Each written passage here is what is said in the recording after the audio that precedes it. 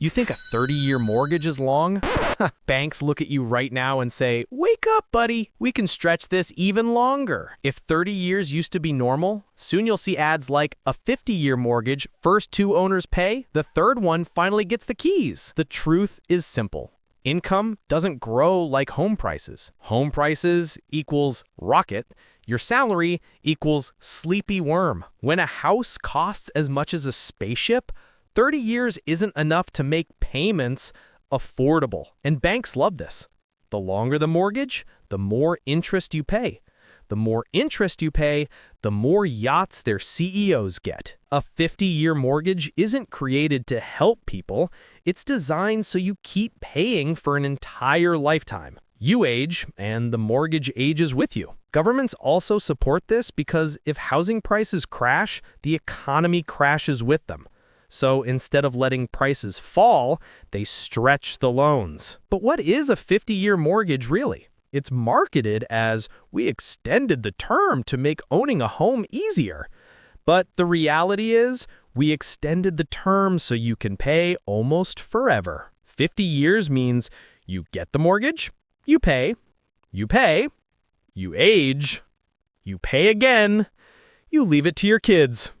They keep paying. Its slogan should honestly be, "A home for the whole family." Literally. Why will 50-year mortgages become normal? Because people are getting poorer and homes more expensive. Longer mortgages make payments look smaller, so buyers don't run away. Construction is also more expensive. Materials cost more. Labor costs more. New homes are priced like new airplanes. Some countries already used 100-year mortgages, so 50 years isn't even extreme. But here's the danger.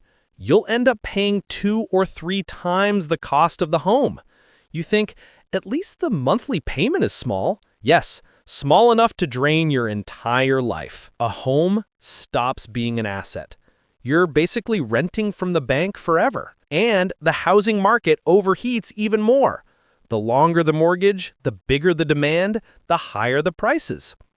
It's a loop. So, what can you do? Don't take a 50-year mortgage, obviously. But seriously, increase your income, skills, projects. Invest in assets that grow faster than prices. Avoid the small payment equals big dream trap.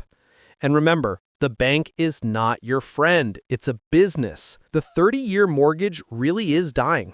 But not because the world is improving, because the world is getting more expensive. And if this video saved at least one of your brain cells from the madness of the housing market, hit the like button. Subscribe to the channel, because unlike mortgage rates, my content won't suddenly jump to 12%. And drop a comment below. Would you survive a 50-year mortgage?